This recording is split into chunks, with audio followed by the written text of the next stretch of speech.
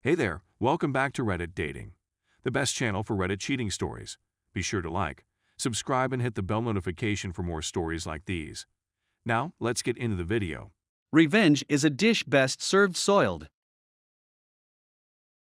This is the story about how I found out my girlfriend of over 3 years was cheating on me, and how I went about getting my revenge. This happened over a year ago, so it's been good to get it all down. Been thinking about it for a while.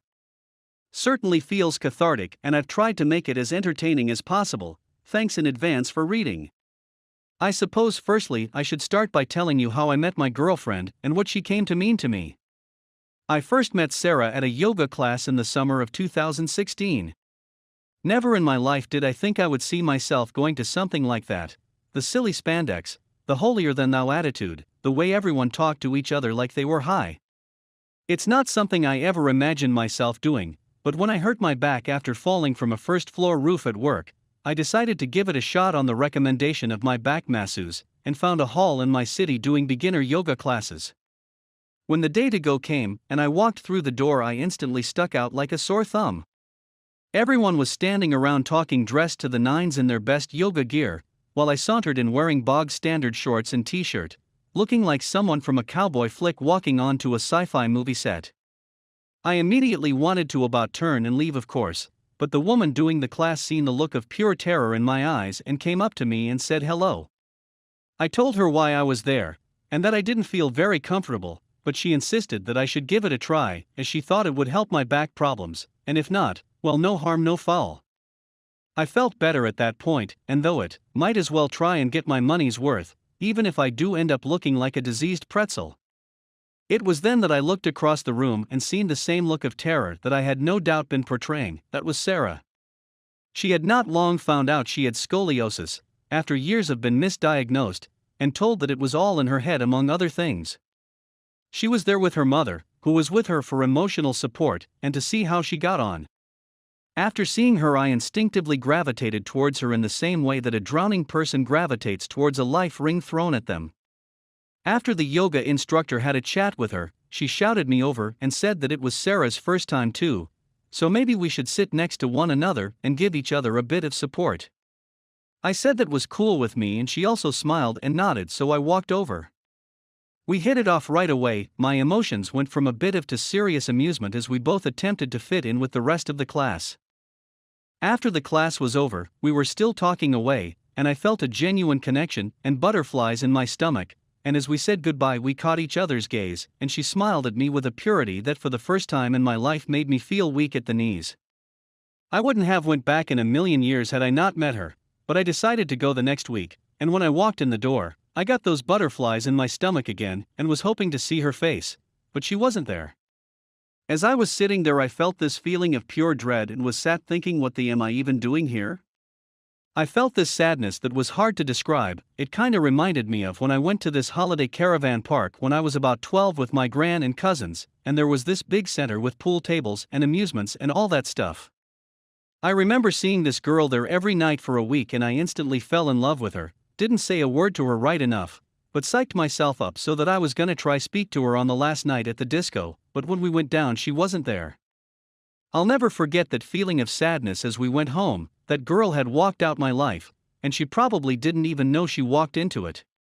I felt the same aching sadness when I didn't see Sarah. I knew nothing about her, had no way of contacting her, and felt this surreal sadness that was hard to quantify. About 4 months later, I was working on a roof repairing a truss damaged in a storm when we decided to stop for a break. As we made our way back to the van, the house owner came out and asked us if we wanted cups of coffee. We accepted, and she came out with coffee and biscuits. As soon as I seen this woman, I just knew her face from somewhere, but couldn't for the life of me place her. It wasn't until that night, after racking my brains, that I realized it was at that yoga hall I had seen her before, and it was Sarah's mother. The next day I was back finishing the job and the same thing happened. We stopped for a break, went down towards the van, and the woman came out asking if we wanted some coffee. After we finished up, I took the cups and biscuit wrappers back, and as I was passing them over to her, I asked how her daughter was and was she still having back problems. She looked surprised but smiled at me and said yes, then asked how I knew her. I replied that I'd spoke to her at a yoga class months back, she laughed and said she remembered me now. I then gave her a card with my number written on it and asked if she could maybe get her daughter to text me as I wanted to get back in touch with her. Shoot my shot, I thought, wish I hadn't now.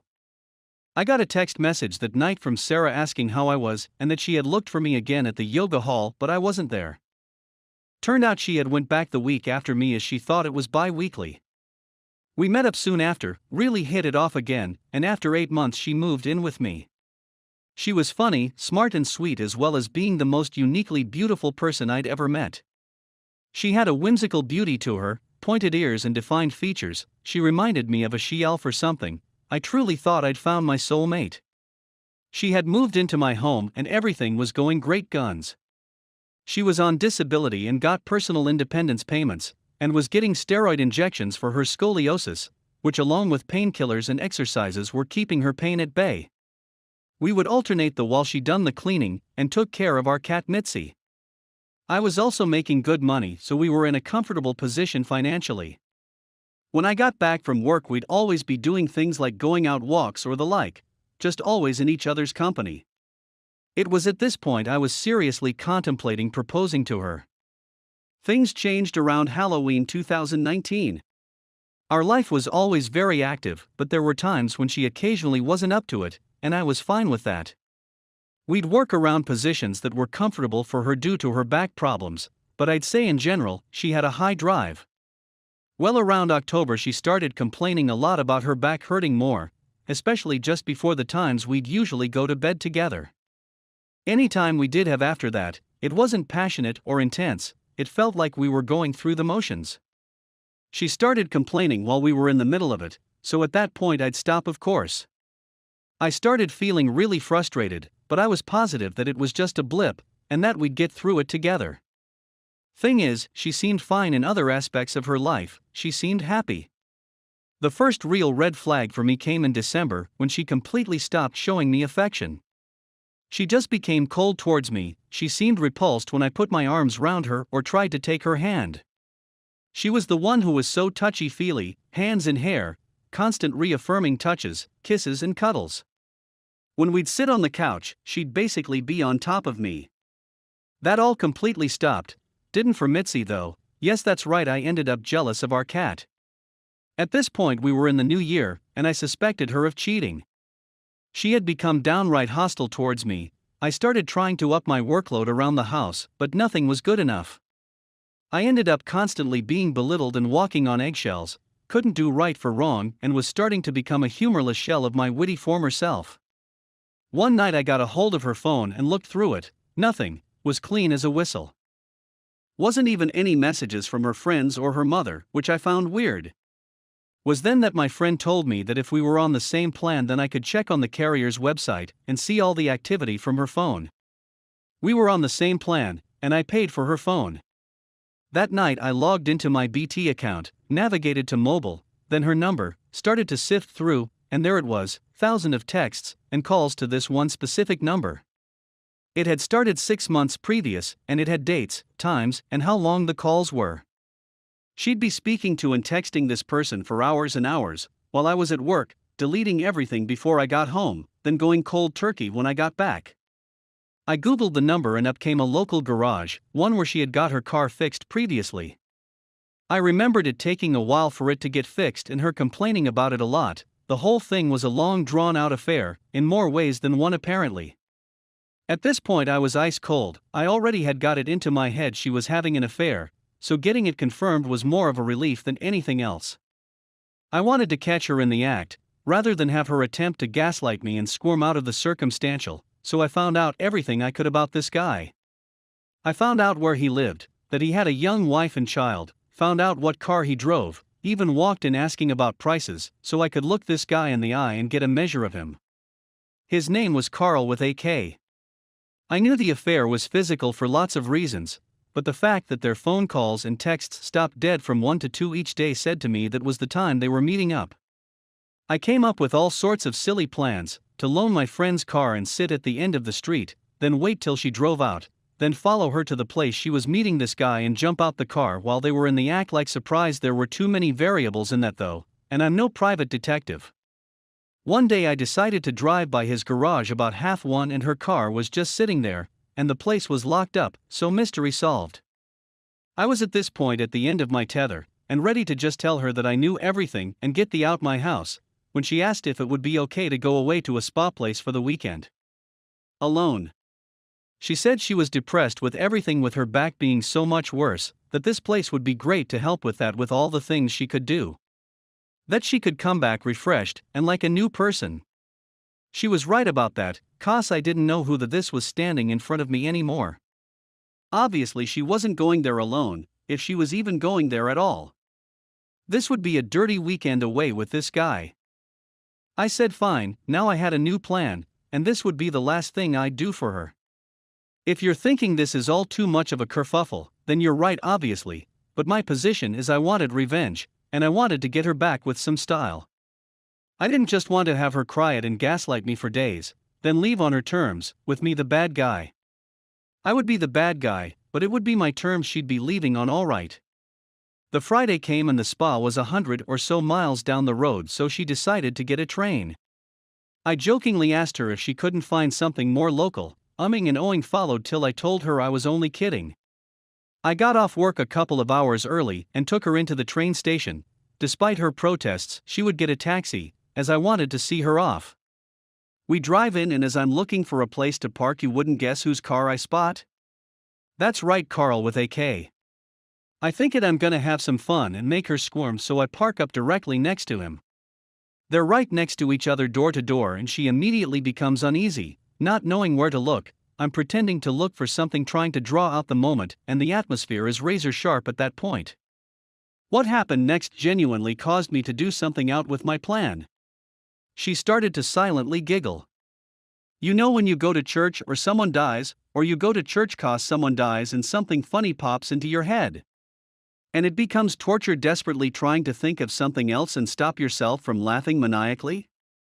While she's desperately trying not to laugh, I'm pretending not to notice. She's tapping her hand on her trouser leg, and from the corner of my eye I can see him, with his head on the steering wheel. She actually lets out a laugh, then quickly disguises it as a cough and starts clearing her throat. I start doing the whole tapping of back thing, and I'm just thinking to myself, I can't wait to get you back. See, we all go through life being the butt of the joke at least once, whether it be passive-aggressive work colleagues, or when you get up and try and do a talk at school with a face redder than the devil himself. But you never expect that from people who are supposed to have your back, even if you are conspiring against them at that point. I helped her into the train station with her things, made sure she had her bearings, said goodbye and walked away. By the time I got out, Carl with a K's car was nowhere to be seen, so I went back home, composed myself and carried out my plan. My plan was simple but effective. I started by having a locksmith come out to change the locks.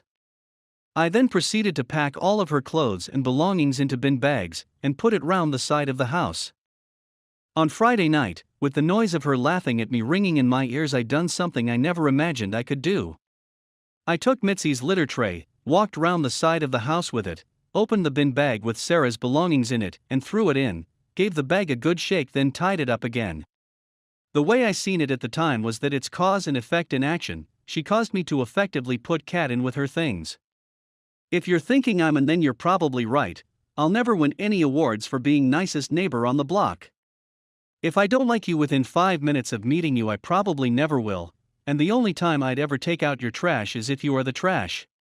If you do break through those barriers, though I think I am a loyal, caring person, I didn't do anything to deserve being cheated on, except maybe putting cat litter in with her things, but that was after the fact. I spent the Saturday in a mire of depression, answering her texts with the only energy I could muster, which wasn't a lot. I complained of a severe headache from a hangover I never had, and the texts dwindled.